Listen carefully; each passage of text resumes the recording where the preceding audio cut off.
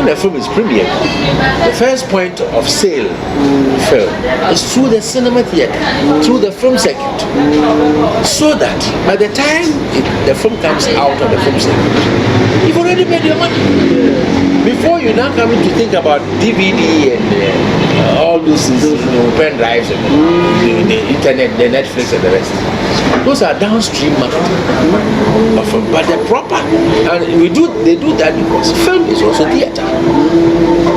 It's a projection of drama on stage for people to sit there and watch. So theater is taking place. That's why we call them cinema theater.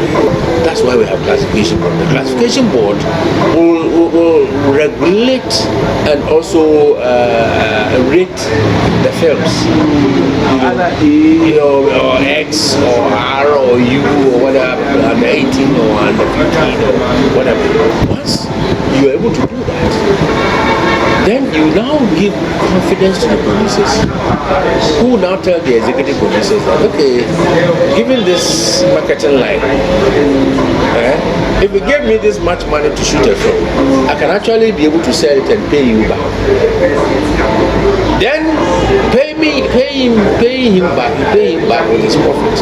That is already worked upon. Then the executive producer can now make money, profit from the money, and then put the money back into the industry. That is how the industry sustains itself. If it is not there, forget it. And that is what has happened now in Ghana. The producers make the film. They are not able to recoup the money because they don't have the cinema theaters to show the films, to make the profit, and then pay back the loans or the monies they got from the executive producers, and then be able to put some money back again into the making of new films. And that's where we have gotten to now as a country. And it's because we have sold all the cinema theaters. They are now churches, warehouses, and supermarkets. All the cinema theaters in Accra are now, apart from the new ones that Accra Mall, West Hills Mall, Global, whatever it is. The rest are all, now disused, cinema theaters. How do you run a community that has no escape route for entertainment? And that's why Ghanaians drink. That's the only escape route for entertainment in Ghana. That is why the drinks sell in Ghana, because that is the only escape route to having fun, to entertaining oneself.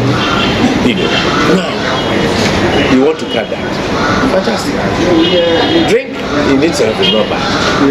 But too much of everything we say is bad.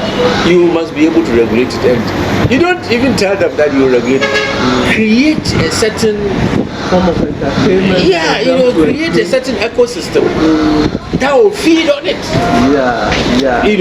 So he will drink all right, but he'll go and watch his film and come back to drink. He'll go and watch his theater and come back to drink. He will not rely on drinking all the time. There's a community multi-purpose theater. That multi-purpose theater for the community. You can do conventional drama there. You can do concert party there. You can do music, whatever. You can do dance there. You can do rites of passage events there. Outdooring, puberty, so we can do dance, music, theater. You can do drama, theater. You can show films there. They are not spoiled.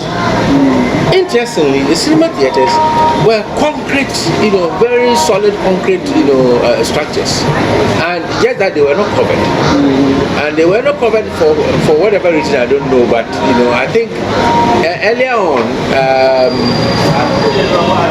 we had cinemas like Opera, like Princess Cinema, like Rivoli in Kumasi, which were all covered. And all cinema theaters should have been so. Growing up in the 70s, cinema was a very interesting aspect of socialization. After a hard day's work, after school and all, people really wanted to relax, go out with friends and have fun.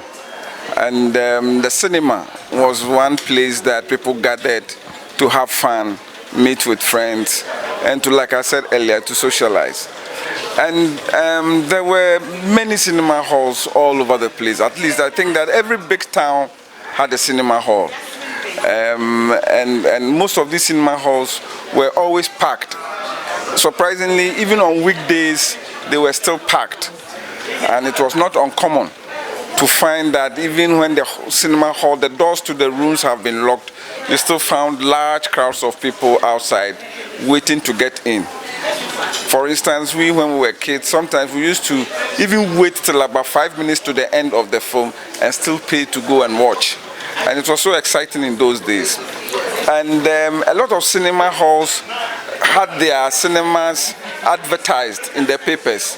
So when you wanted a film, you just had to check in the paper to find out where it was showing, you know, and you found whether the film was showing at Ofe, whether it was at Olympia, whether it was at Roxy, wherever, you know. And I remember very well in Cape Coast, and there was this cinema hall called Eros.